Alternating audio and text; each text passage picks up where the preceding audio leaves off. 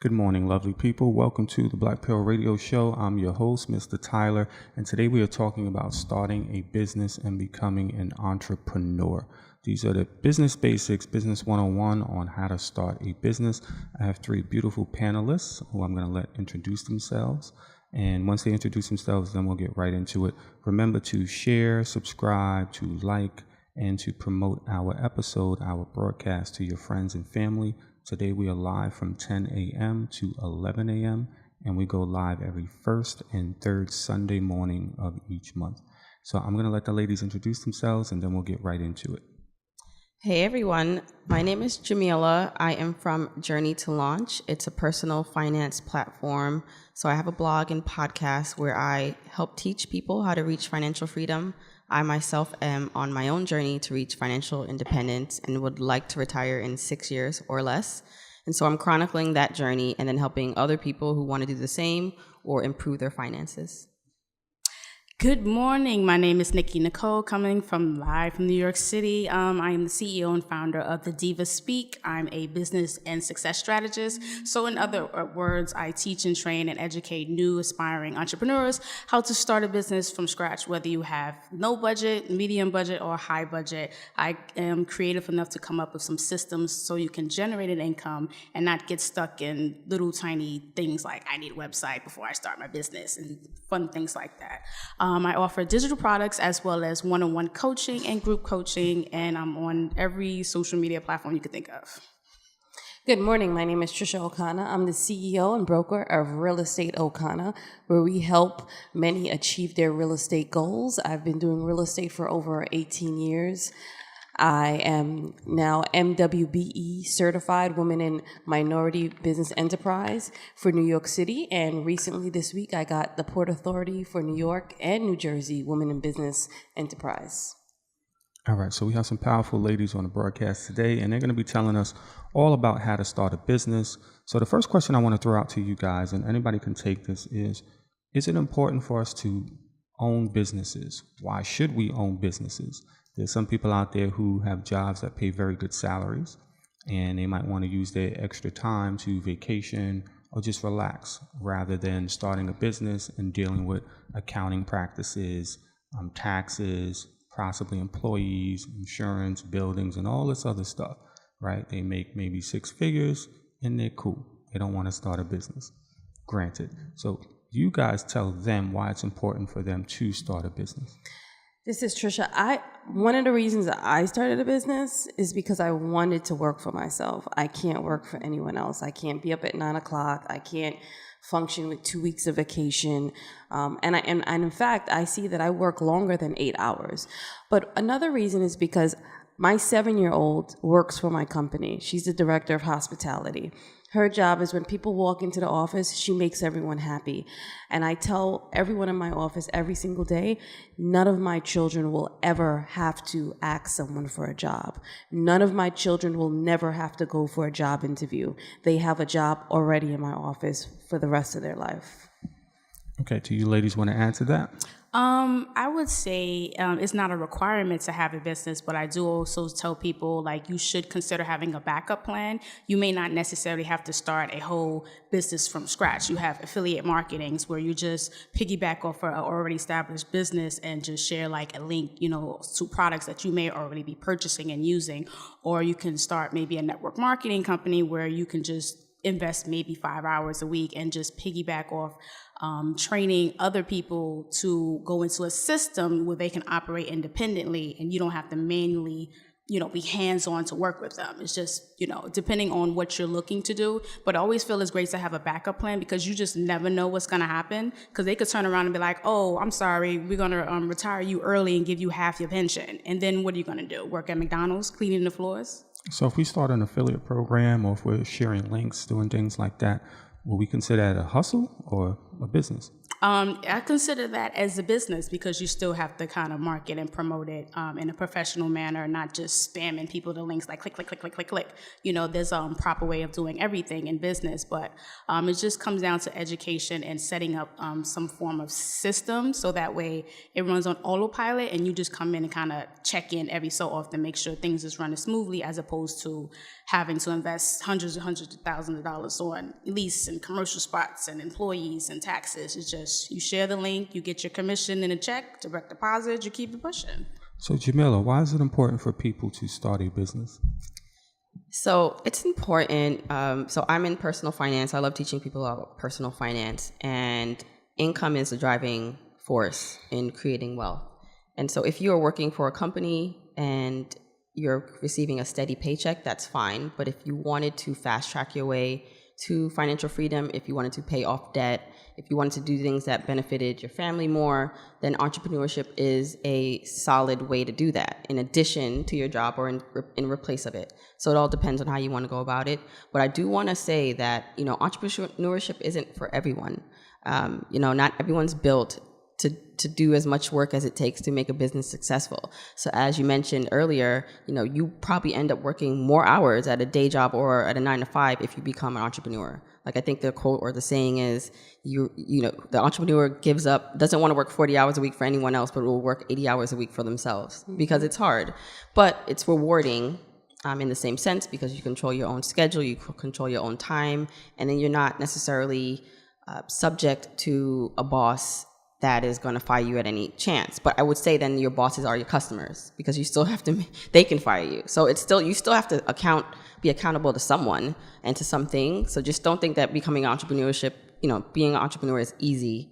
It's going to take work, but it's important if your goal is to not necessarily do the status quo and be like everyone else. So where do we begin? There's somebody out there who's doing hair in their basement. Somebody's making fragrances and products in their house. How do they turn this from a hustle into a legit business? What steps should they take first? And I'll throw that back to Jamila.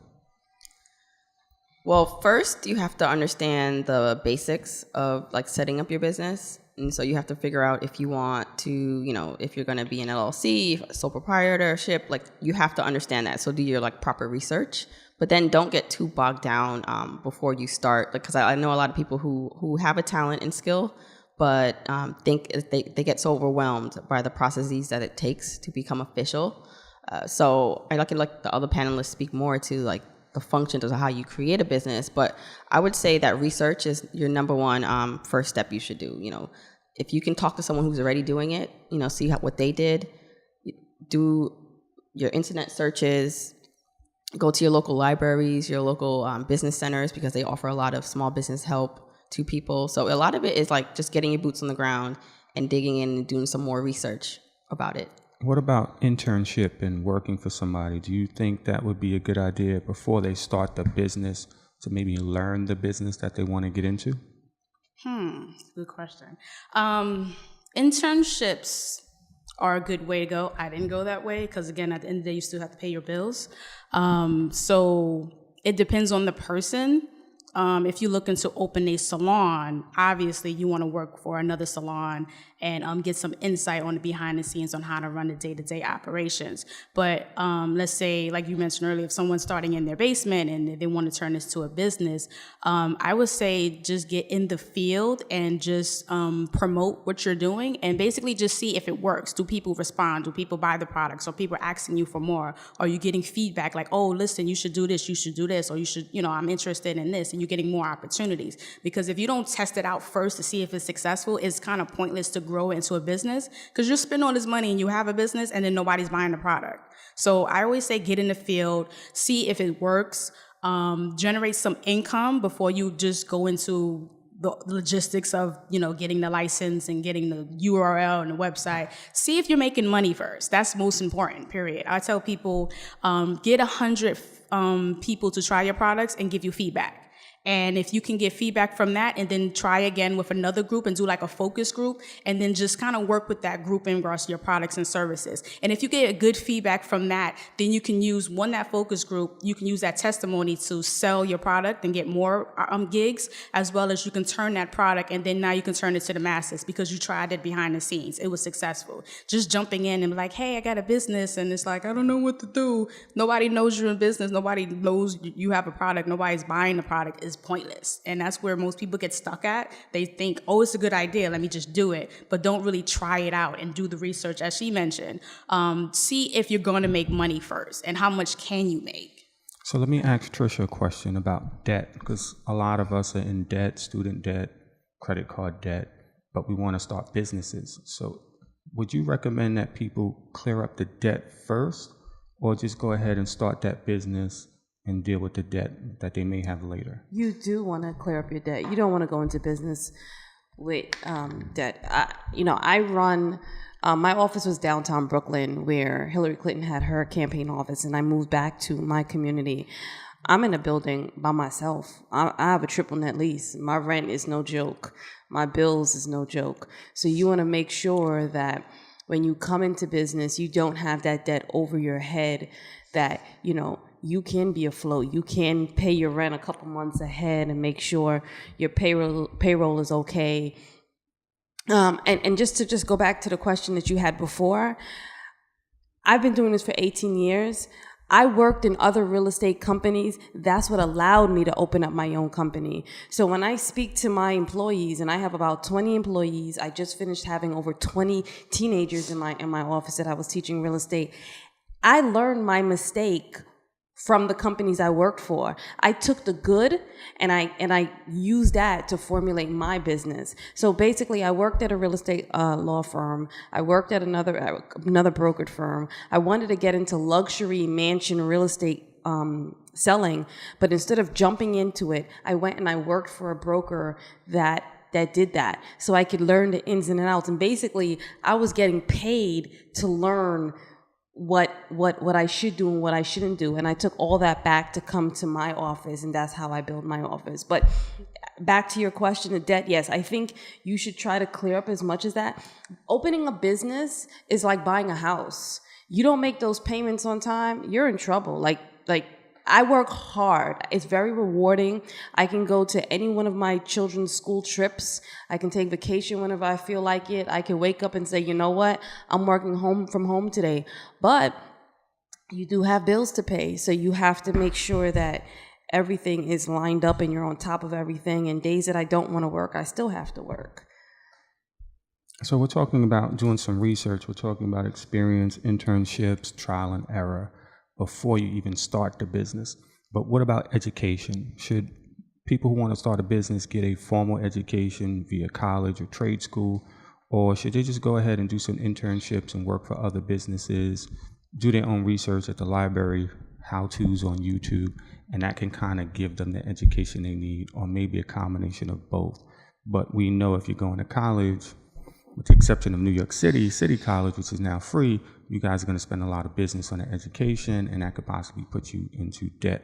So what would you guys recommend in terms of schooling education, traditional education versus research, internship, trial and error? It's Jamila again. I would say that if you have a clear idea and vision what you want to do, and that's kind of pretty rare for most kids or most high schoolers, like they don't necessarily know what they want to do.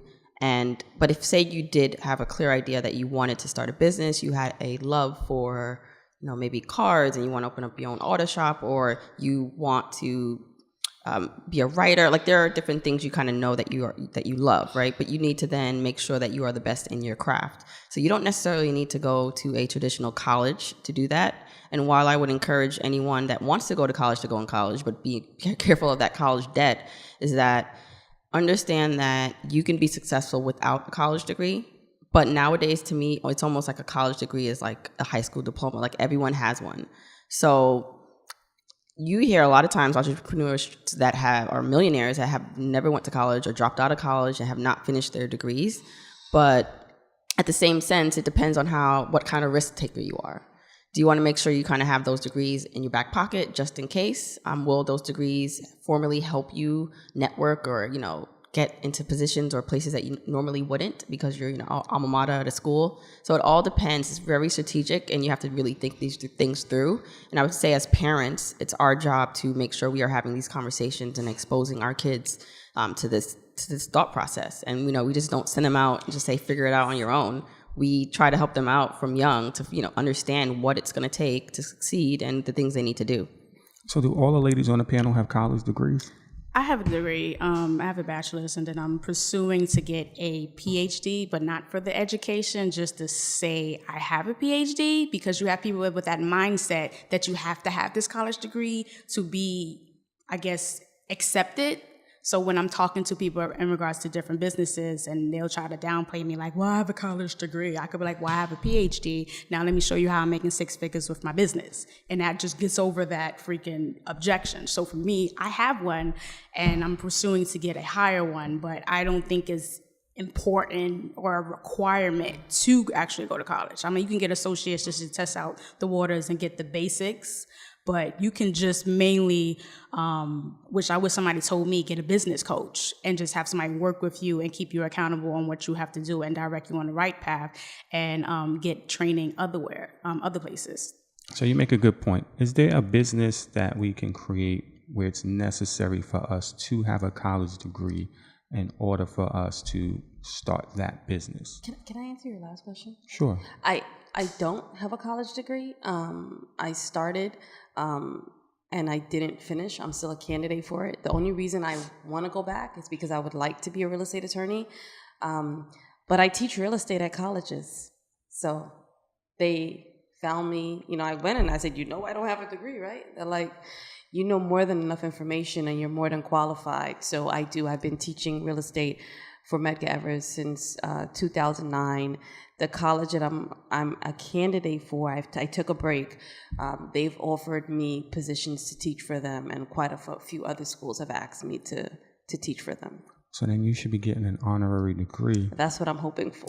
Because if you can teach at a college level, then you don't need a degree, and you're successful, and your students are being successful when they leave the school, then they should just give you the degree right off the top. You can get one of those honorary degrees, and you'll be fine. Most of our education, I would say, at least the way I learn, is by doing. Like, I cannot say that I can pinpoint times where I've used anything really that I've learned in college. Like, I'm sure it has placed a foundation for who I am now. There's no doubt about that. But everything that I'm doing now, it's because I actually did it. I'm learning through a process. So I think that's an excellent point that, you do not have to necessarily have a degree, but it can be helpful, but it's not necessary to be successful, especially in this day and age with social media and online marketing and the things you can do online. So we are 20 minutes into the show, and we've given you guys a good overview of some of the steps you might want to take, or some of the things you might want to think about when becoming an entrepreneur.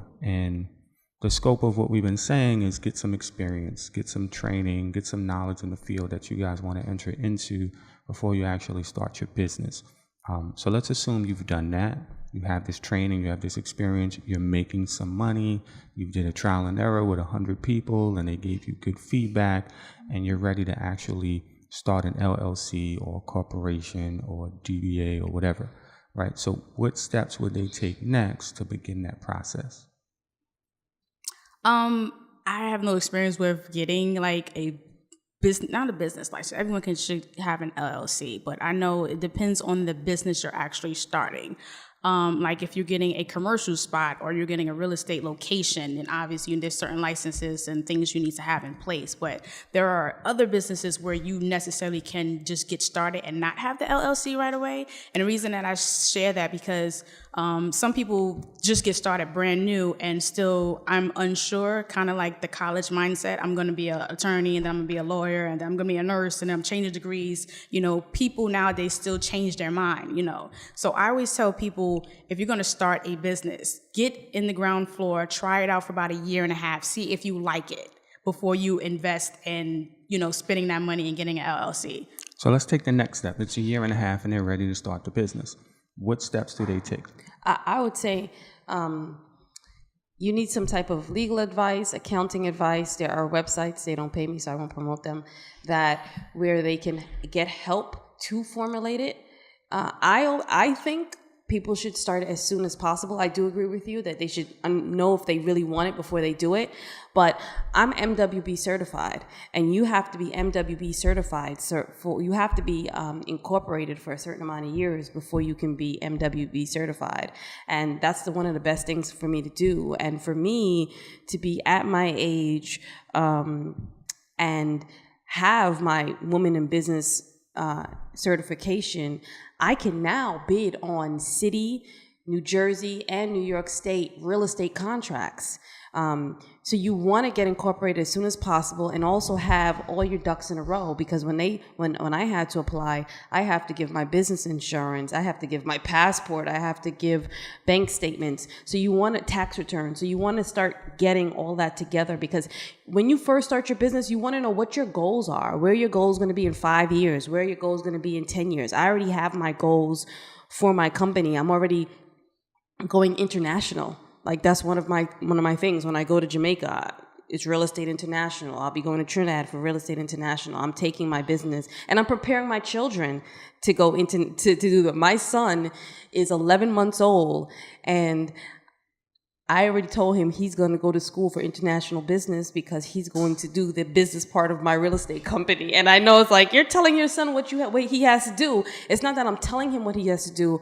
I'm prepping him at 11 months old to train him on the skills and the education that he's going to need to get there. My daughter, who's turning 2, the way she talks, I'm preparing her to become a lawyer. My daughter, who's 7, says she wants to be a doctor. And I said, it's okay if you become a doctor, but you're going to understand the real estate business, and you're going to own the medical facilities.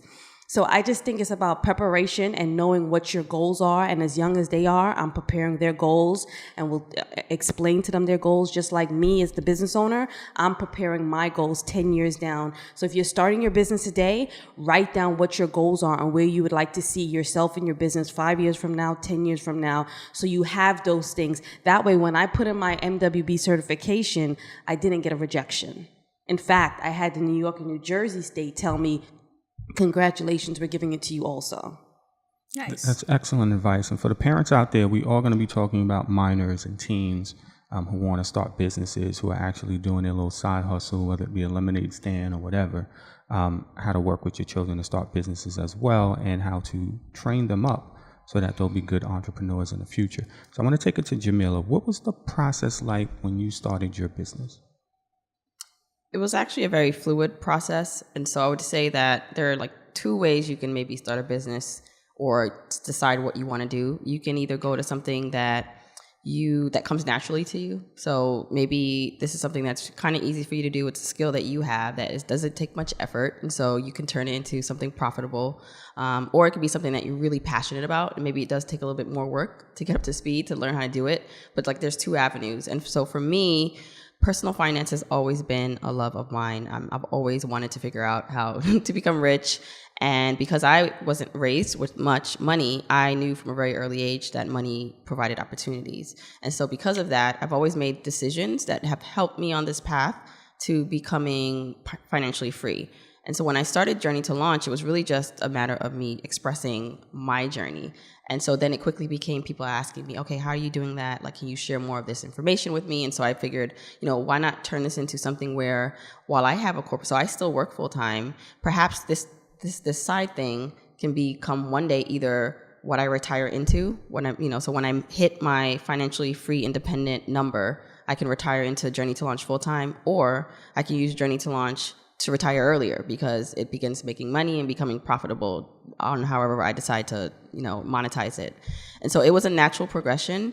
But I've since been very structured in, becoming an LLC, getting a bank account, looking at business attorneys to make sure everything's in place so that I can actually make these things that I want to happen.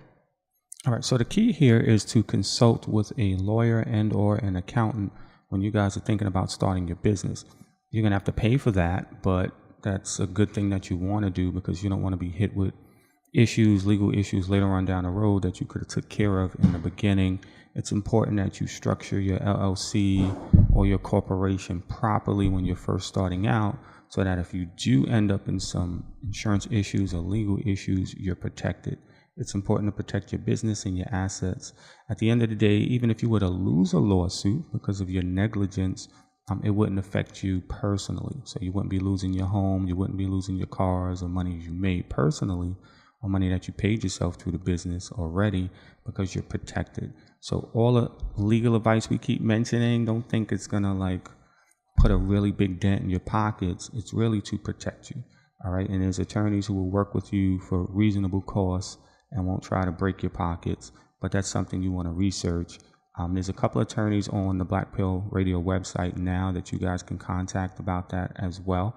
We have a resource page up there, and on the resource page we have links to past guests, and these past guests are in all sorts of fields. We have people who are in the music entertainment industry, real estate industry, social justice industry. We have business owners in the hair industry. So you guys just look through the resource page, and our three ladies who are on the panel today, although one has been on the show in the past, they'll have their information up on the page as well. So you guys can contact them, follow their blogs, follow their social media pages, so you guys can be educated and brought up to speed on questions or issues that you guys might be going through that you guys need some help with. So now we're going to turn it around to teens, right? So we have teens and we have little ones who have businesses. I know in my neighborhood, there's some teenage kids that sell empanadas, and they're selling waters and juices, and they come to the local basketball game and everybody's buying these empanadas. They sell them for like $1. So they're like mini empanadas, and people are going to them to get these products. Now you do need licenses when you're selling food and stuff like that, but we know how it is when you're doing a side hustle. How can we get these teens like them and the parents to work with them so that we can protect them? Say somebody eats an empanada and gets food poisoning, and they want to sue them personally. Now, you might not win a lot of money to begin with because they might not have a lot of money, but those people who are being sued and that's going against your reputation, we do want to protect that. So when we're working with teens who may have just left high school, like Jamila said, and they're not sure what to do, but they do have this little side hustle, but they don't know if it's their passion, in the meantime, we still want to protect them. And then when we have little ones like Trisha's children who are leaders of hospitality and things like that, and I know, Nikki, you said your children want to be YouTube stars. How do we set this up, and how do we protect our children? Any one of you could take that question. I think it's important to have some type of insurance to protect yourself, because there's many insurance that you can get that's not really expensive, but at least it's something to protect you.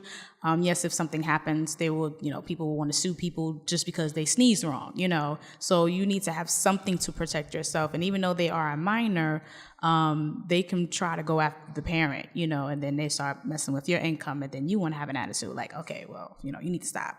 But having some type of insurance to protect yourself, if you're going to sell, I guess, food, and then I would definitely with food, if you're going to sell food on the corner, like have something.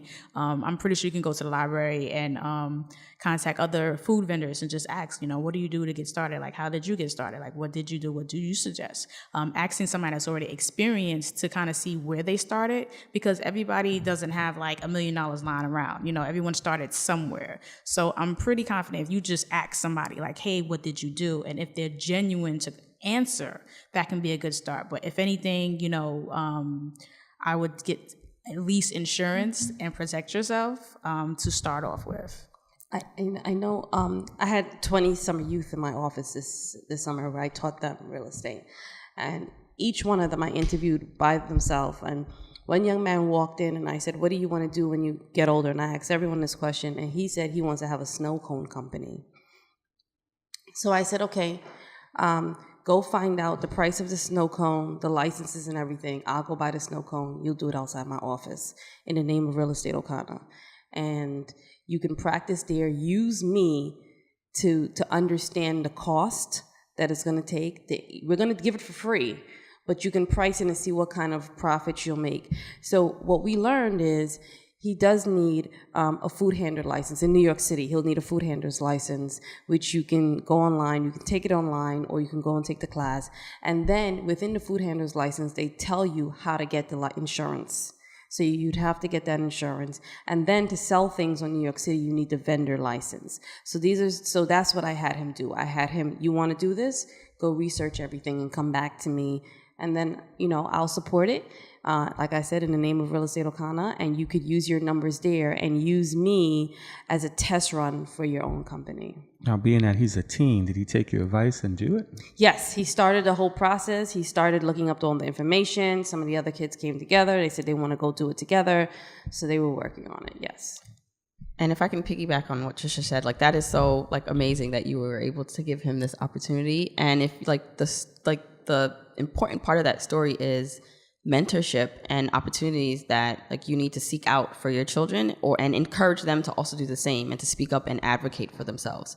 Because say he didn't have the the courage to even say that's what he wanted to do, or you to pull him in and say, well, I can help you, let's do this, and then him to have the initiative to follow through with it, because he could have not done anything with the things you told him to do. So it's so important to seek out mentors, to be a self-starter, and to help initiate these conversations. So, introduce yourself, introduce your children to people who maybe they're interested in a field. Seek out people in those fields and, say, can I introduce you to my child? And can you talk to them about what you do? So you'll have to advocate for them, but you eventually want them to be able to advocate for themselves, because you're not always going to be there to hold their hand. So you want to instill in them these principles to make them these kind of leaders for the future. So let's stay on teens for a minute. So I know Trisha is working with the teens through the Summer Youth Program, and that's how she was able to help them. I've also worked with teens through our Summer Youth Program at the school I work for, and that's how we will help some of those teens. What are you guys doing in terms of internship opportunities when it comes to our youth to get them that experience that we talked about, maybe that trial and error, or maybe you're sponsoring kids? Are any of us doing that, or do we have plans to do that? I know years ago. I know early when I was in college, I had the thought, and I reached out to different campuses about this, in doing a workshop and teaching, people that's in college and those that's about to graduate high school, like actual life skills and kind of business skills, like things that we don't learn in school. It's like money management, time management, how to balance, going to work, going to school, and doing something else, raising a family, and things like that. Because I know when I was in school, nobody told me how to manage my schedule or how to manage this, I was making like $800 a week, so nobody told me how to manage that, So I had that mindset of, okay, let's put together some type of program or training or something just to educate people on what to do and how to do, and put together like live workshops where we're actually doing these things. Like you bring your schedule, we give you a calendar, and we'll step by step show you how to do it, rather than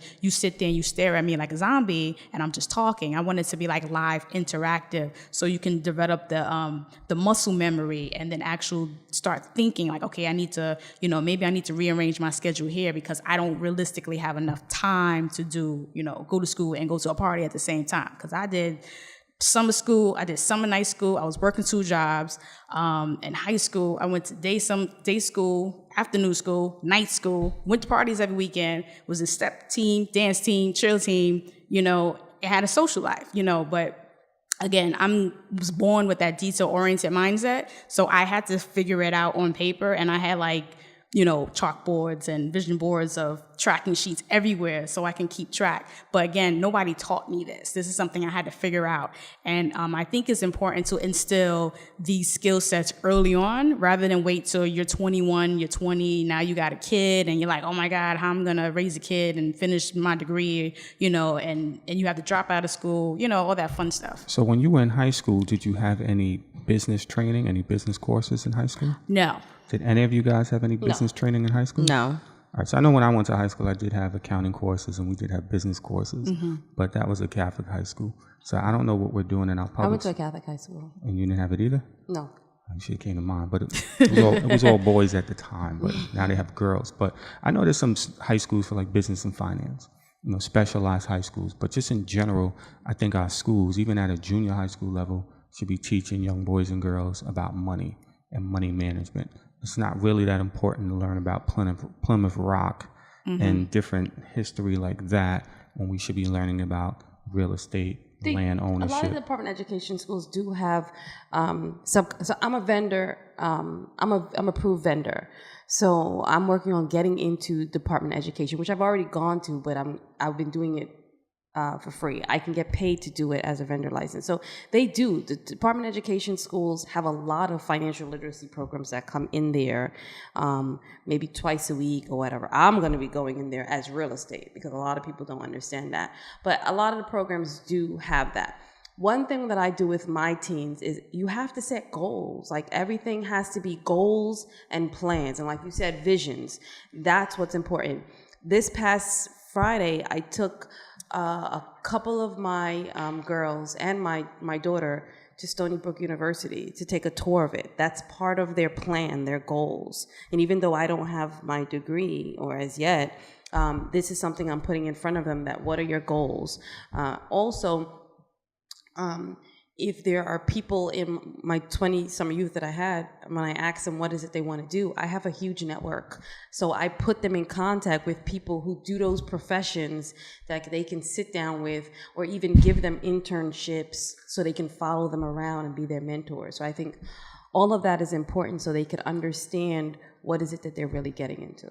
So when we talk about business education, money education in the school system, I'm referring to it being a mandatory everyday class. Right. Like, I don't want it to be like gym class. I don't want it to be like some schools have it and some schools don't. I'm talking permanently. The kids really need to learn about money because that's what makes the world go round, and they're not getting that education, and it's really important that they get it. You can get a car loan, you can get a student loan, you can get a loan for a house, which is going to put you in debt. But when you want to get that business loan, which is going to create wealth, it's a problem. And these kids need to start learning about that at a junior high school level, in every class, every school year.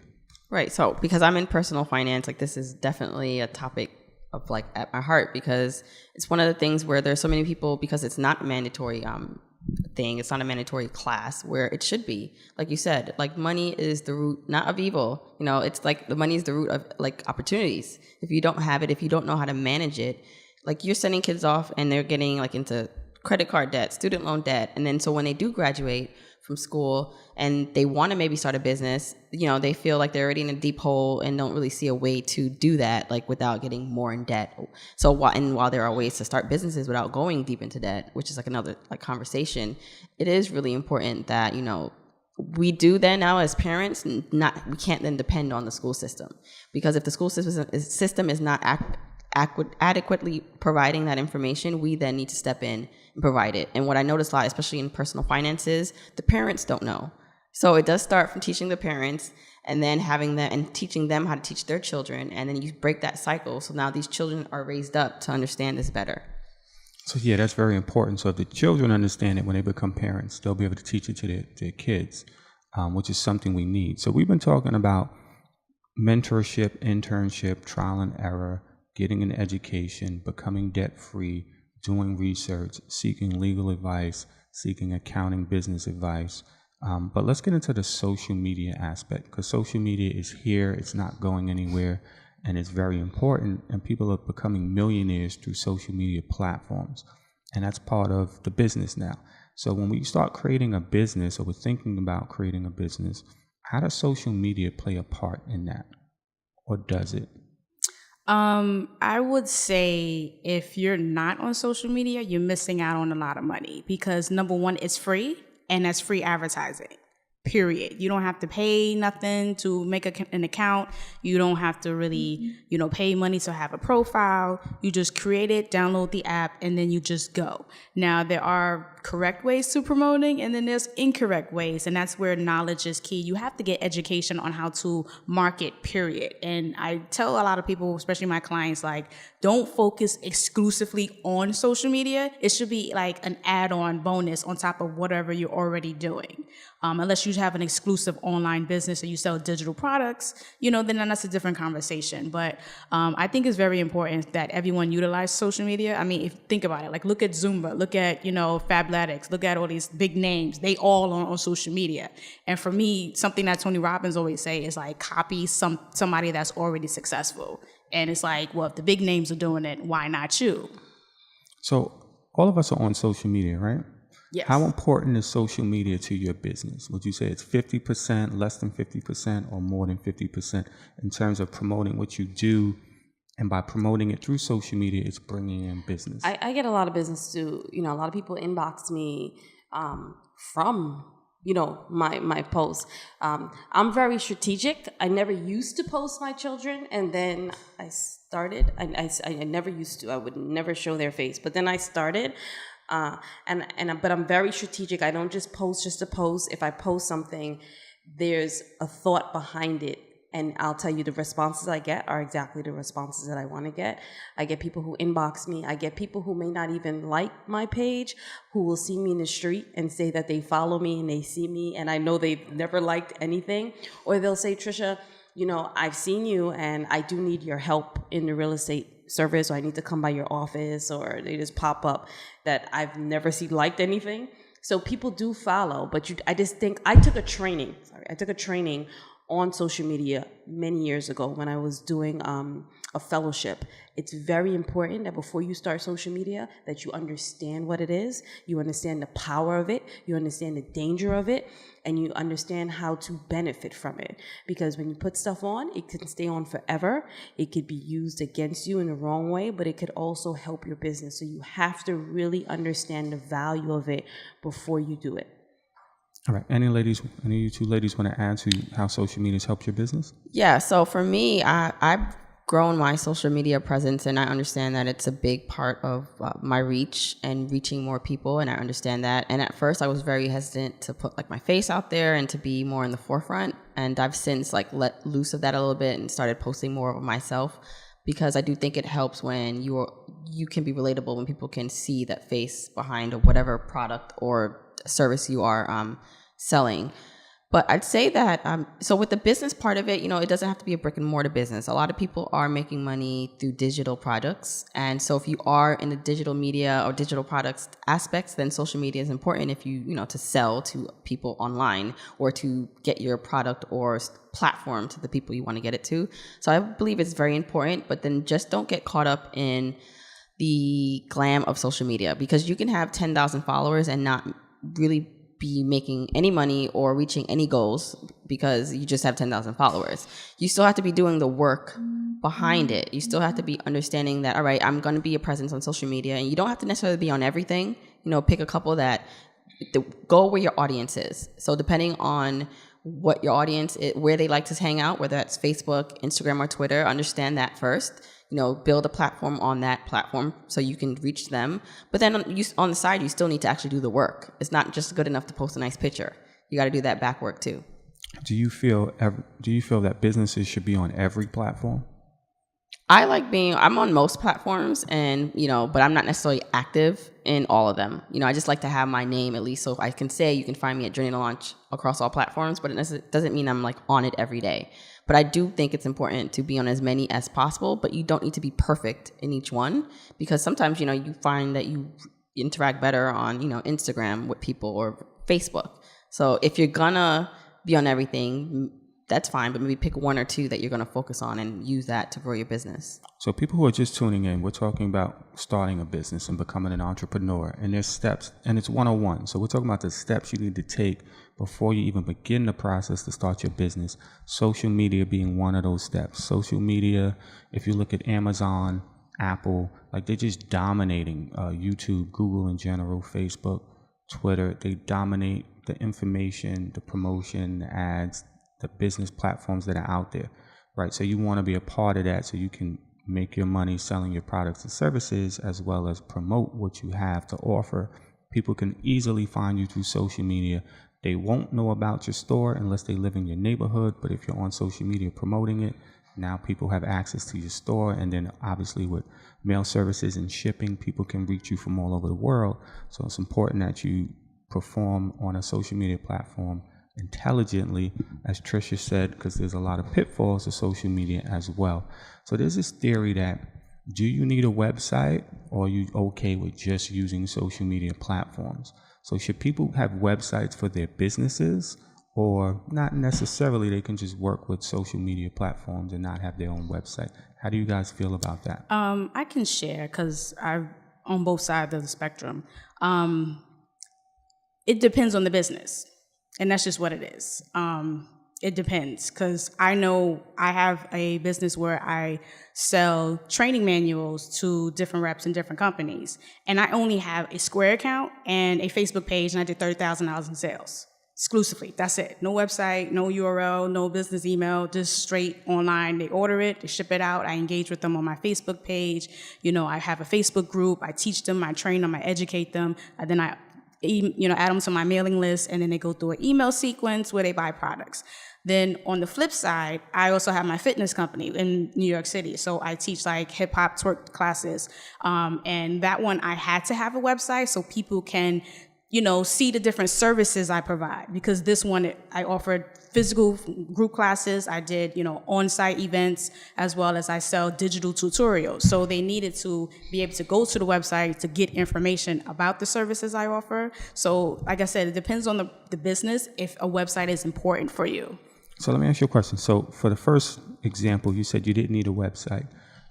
If you sell it directly through your website, you can cut out the middleman and make more money, right? Well, I use Square, so there is no middleman. It's me. Do they take a profit? Yeah. All right, so you cut that So profit I still out. you still have to use some type of credit card merchant account. So regardless, however way you try it, you still got to pay for that processing fee for the credit card payments. So what happens if that social media platform Disappears. goes out of business? I have the email list, and I have the list for the people who purchased. So I have their information, and then I have my email list. So then I have their information. And then with the Facebook group, nowadays with Facebook, you can require people to ask questions. So I make it important that they ask questions, provide their contact, and I have that in an Excel sheet. So I have their information backed up. So God forbid social media disappears, I still got my email list. Okay.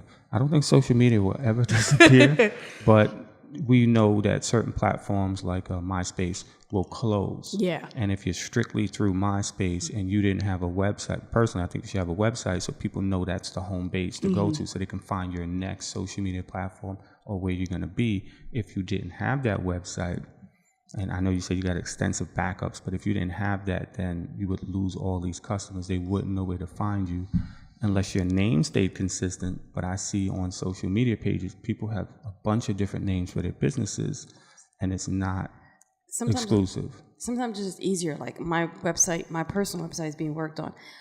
My resume is huge. So it's like I need all that one place. I have my company. I go across the country speaking on real estate, educating on real estate. My company, my agents, we do workshops for Atlantic Terminal, for many of the city unions, for a lot of the workers. So if everything is just one place where people would, when they want to hire my company or contract my company to do home buying workshops for their organization, you want a resume, a profile, or a media kit. It's just easier to just say, okay, go to the site, everything is there. And it just makes it easier on the back end for me instead of having someone to update it and send out a resume or send out a bio and all of that. So how do you handle it, Jamila? Handle the contact, like people contacting me. Well, handle your business in terms of your social media platforms. Do you have a website that's a home base and then people branch out, or do you just focus on social media with no home base? No, so I have definitely a home base. I have a website, that directs people it's a platform, it's the base that shows what I do, what I'm teaching, where you can find me. And then my social media accounts lead all back to that. But the most important thing is capturing the email address, because you're like you said, the social media account can go down, they can pull it, they can, you can get hacked. There's so many things that can happen. So while it's a good source of leads, it's the most important thing is to move those people from the social media account, if they're following you or they like your stuff, to your email account. So that way, at least you have their email address. So I try, I have a newsletter that I send out. I have free opt-ins, resources that people want to have, so they'll give me their email address, and it makes it a win-win situation for both of us. So that way, they know kind of what's going on with Journey to Launch, and then I have their information just in case I need to reach out to them or let them know what's going on. So we know YouTube is doing a lot of censorship. So people who have kind of business or services that they rely on video platforms, maybe they're doing how-tos. and your how-to can be considered controversial on YouTube's platform, they can just take your page down, and then you just lost your platform. Now, if you had your own personal website, people can still follow you, especially if you had a following. They'll just go to your website and follow you. You can still do ads through your website. You don't necessarily, even though YouTube is stronger, you don't necessarily have to stick to it. So just keep that in mind, because when we talk about starting businesses, there's all different types of businesses out there that you guys might want to be involved in. We know Trisha's dealing with a brick and mortar business, so she can speak to insurance and that kind of thing, property taxes and whatnot, renting versus owning. So Trisha's the person to contact off of our resource page if you want to get more information on that. We have 10 minutes left on the broadcast, so I want you guys to promote your services and what you guys do in context to keeping it business 101, and how you can encourage people to compete with you and do what you do. Like, what steps can they take to be the next you? I would say be yourself. Definitely be yourself. Get out of the fear, not get out of the fear, work through the fear of starting and work on faith. Many people have that fear of starting a business because they think I'll grow it and somebody will take it over, or somebody will hack it, or somebody will take my idea and run with it. And I always encourage people, like, just get started and just do it and just be yourself, because people connect with you. People connect with, regardless what products you offer and you provide.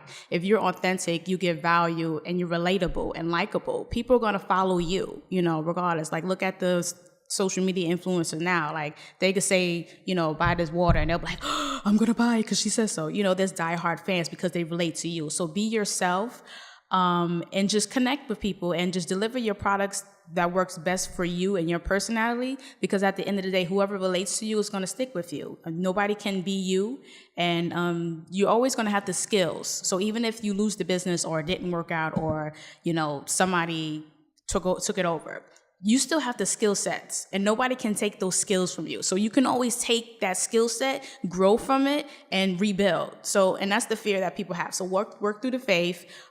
Just be yourself, be authentic. People will connect with you, and just know you're always going to have the skill set. No one can ever take that from you. And that's a good point, because once you have the skill set, even if your business fails, you can still go work for another company for a few years, get yourself back on your feet, and then branch out again, do a rebranding, and that will be a good process for you to work through when things don't work out the first time. Because we know a lot of businesses don't succeed in general, and a lot of businesses fail on the first try, especially if you're doing businesses like fashion design, clothing companies, restaurants, things like that. There's a high turnover rate, a high failure rate with that. So just keep that in mind, that it's not the end of the world if your business doesn't work out. You can always rebrand. We have a bunch of authors on the resource page on blackpillradio.com. Even to the authors, if your first book doesn't sell very well, doesn't mean you stop being an author. You still have the skill set. You still have that next idea, that next story. Write the next book. Do a better job of hopefully promoting the book, and then sales would be hopefully better, and then it could lead to sales for your past work as well. So don't ever give up on your dreams of being an entrepreneur. And I'm going to throw it to Trisha.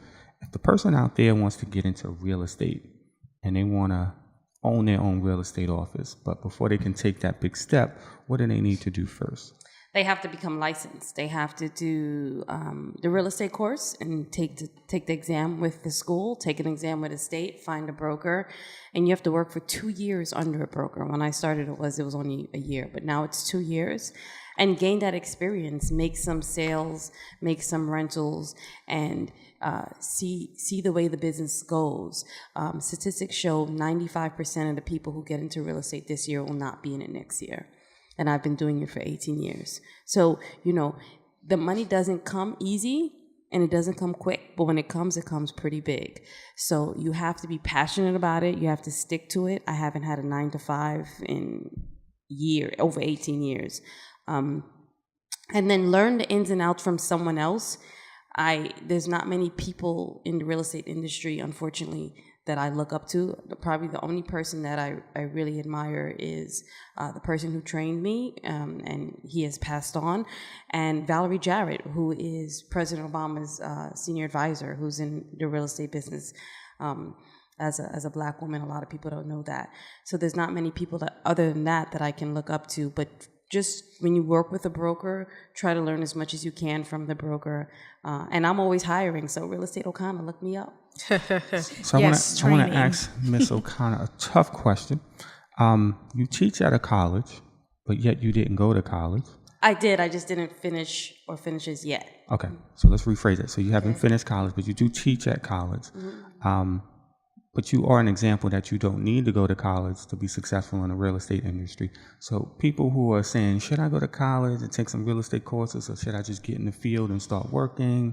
What honest advice would you give to them? I don't like to say you don't need to, because I encourage all my girls to go to college. I feel that if I had finished already, I would have been a real estate attorney, which is something that, you know, I'm looking to get forward to do. What I did is, even though I didn't finish, if you come into my office, I have hundreds of books. I self-taught myself. I literally went and went on eBay and found books that were written in, you know, the early 1900s on real estate, and was reading those, because real estate's been around forever and it will be around forever. I went into Barnes and Nobles, I went into all these different stores and just taught myself, read books cover to cover. So a lot of the real estate that I know was either self-taught or when I went into the field and I gained experience. And if I made a mistake, I came back and I read a whole book on it. So yes, I may not have, but you know what? Even when I was in school, I went to school for real estate. When I decided I'm going to go back, I went for real estate, and I was on top of my class. My peers in my class could not compete with me with the information, because I had information that was deeper than the textbook we were learning from, and I had information that I physically experienced. So if you're not gonna go, you have to find another way to pick up that information and keep pushing. Okay, and I want to take it to Jamila. Jamila, you work a 9 to 5, I guess I'll say a traditional job, but you also run a business. So the people out there who are working a 9 to 5 and running a business, what advice do you have for them?